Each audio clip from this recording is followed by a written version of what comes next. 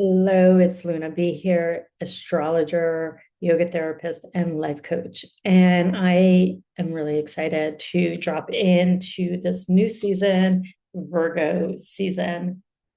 So we are heading into a new time, right? What is Virgo season and who is Virgo? We all have Virgo in our charts. So let's just start off with that. Sometimes, when you think about it, your sun sign, you might know your moon sign or your rising sign, but you're like, I have no planets in Virgo. It doesn't matter. You still have Virgo in your chart. So to understand a little bit about your own personal Virgo, you could download your chart for free at astro.com and look at the house significance of where Virgo lands and also mark down the planets that are there. And if you want to go deeper, I love doing astrology readings and supporting you to really understand how to work with your charts. So I have a lot of Virgo placements. So this is definitely my season. And there's a part of me that's really excited about this season. And there's a part of me that's like, oh, what is going to happen? Because it is eclipse season. And we have two new moons in Virgo. I don't have a Virgo new moon, but I have my chart is really influenced by lunar wisdom. And I love teaching women how to work with moon. So let's get back to the information about Virgo. Who is she? She is the priestess.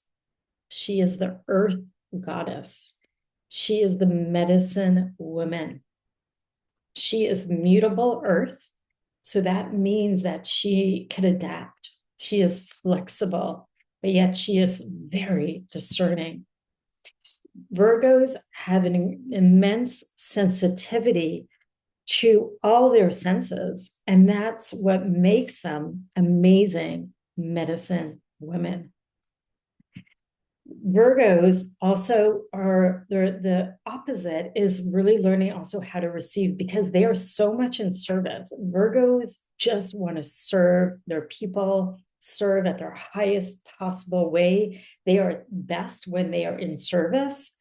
And there's also that edge and the opposition for them learning how to receive. And so in this season, the North Node is in Pisces. And Pisces is where we are stretching ourselves in the opposite plane. So in your chart, where is 0 degrees Virgo? That is where we're going to have our first new moon, August 22nd in the evening time. So closer to where I live in the East Coast, it'll be August 23rd in the evening time.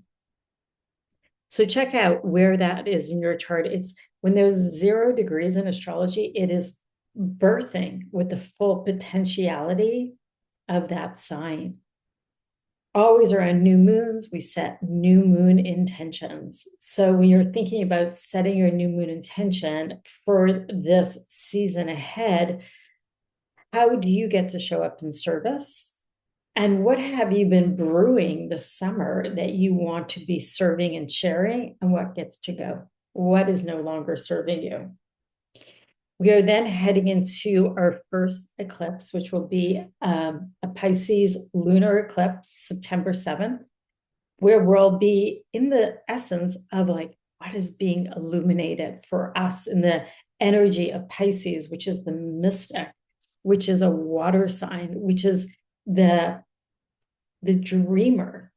And this is where we get to really stretch in the Virgo season. What is this energy of being unconditional? And Virgos' habitual ways are being very discerning.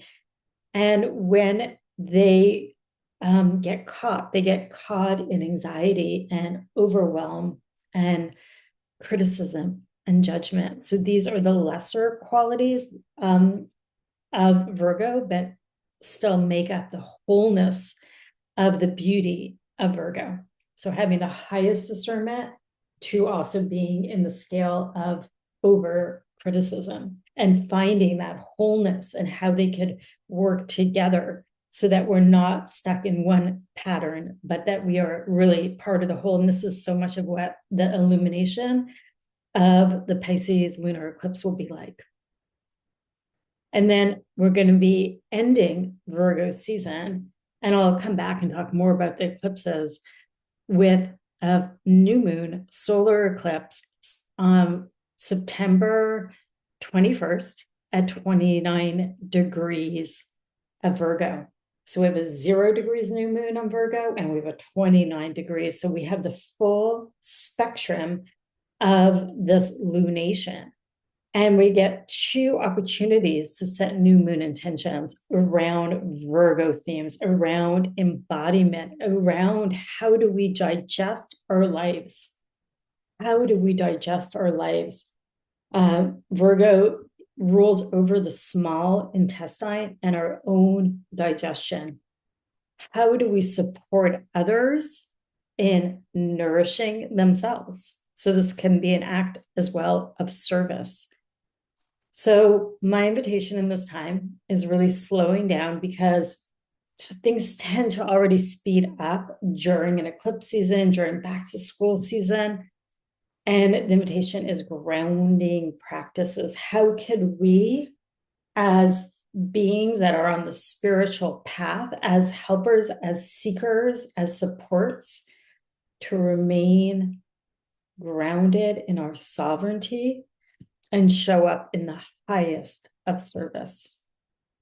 So I hope that something landed here. Write it in the notes if it did, in the comments below. And if you want to go deeper into an eclipse reading or a Virgo season reading, I'd love to support you.